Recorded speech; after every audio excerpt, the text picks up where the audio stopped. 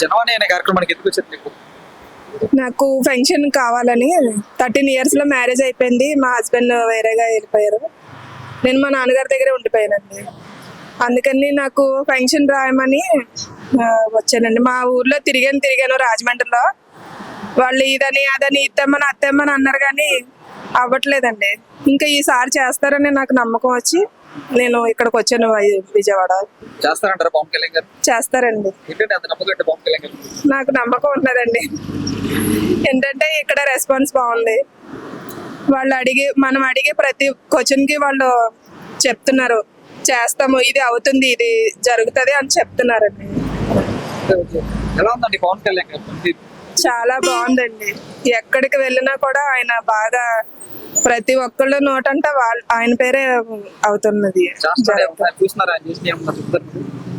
చూస్తున్నామండి. మాకు రోడ్లు వేయించారు, చాలా హెల్ప్ చేస్తున్నారు అని మా ఫ్రెండ్స్ వాళ్ళు చెప్తున్నారు. కూటమి ప్రభుత్వం అయితే వచ్చిన ఎలా ఉందంట గవర్నమెంట్ పనితీరు? చాలా బాగుందండి. రెస్పాన్స్ తొందరగా ఉంది. ఏదైనా కూడా జరుగుతుంది. గత 5 సంవత్సరాల్లో పోల్చుకుంటే ఇప్పుడు ఎలా ఉందంటారు? చాలా బాగుందండి. గత 5 సంవత్సరాలు ఎలాగ వెళ్ళిపోయిందో కూడా తెలియదండి. చాలా ఉన్నాయండి మార్పులు. వందే మాతరం.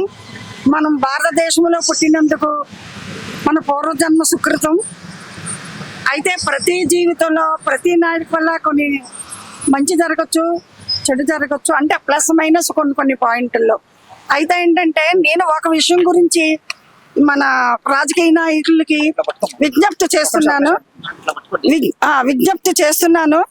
ముఖ్యంగా దేని గురించి అంటే లోకల్లో ఉన్న వాళ్ళు వీళ్ళు ఏం తింటున్నారు, వీళ్ళు ఏం తాగుతున్నారు, ఫ్యామిలీలతోటే కలిసి ఉంటారు అందరూ. కానీ ప్రతి నాయకులకి ఎమ్మెల్సీ అవనివ్వండి, ఎమ్మెల్యే వాళ్ళు అవనివ్వండి, సీఎంలు అవనివ్వండి, డిప్యూటీ సీఎం అవనివ్వండి, ఎవరైనా సరే ఒక విషయం గ్రహించాలనేసి నేను మిమ్మల్ని అధికారం కాదు అభివందన చేసి మనస్ఫూర్తిగా వినయంగా వేడుకుంటున్నాను ఒక విషయం.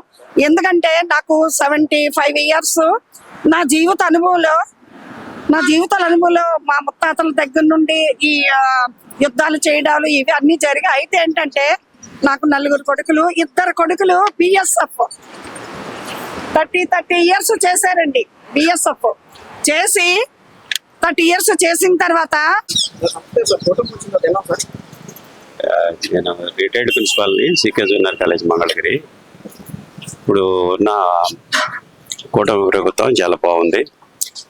ఇప్పుడున్న ప్రభుత్వానికి కొంత టైం ఇవ్వాలి. ఆల్రెడీ చాలా వాళ్ళు చెప్పిన ప్రకారం చాలా చేశారు, ఇంకా కొన్ని కూడా చేయటానికి రెడీగా ఉన్నారు. కాబట్టి తొందరపడాల్సినటువంటి అవసరం లేదు. అన్ని హామీలు కూడా నెరవేర్చడానికి కూటమి ప్రభుత్వం అన్ని వాళ్ళు ఇచ్చినటువంటి అన్ని హామీలు కూడా నెరవేర్చడానికి సిద్ధంగా ఉంది. కొంత టైం మాత్రం ఇవ్వాలి. ఆల్రెడీ చాలా హామీలు నెరవేర్చింది, ఇంకా కొద్ది హామీలు నెరవేర్చడానికి సిద్ధంగా ఉంది.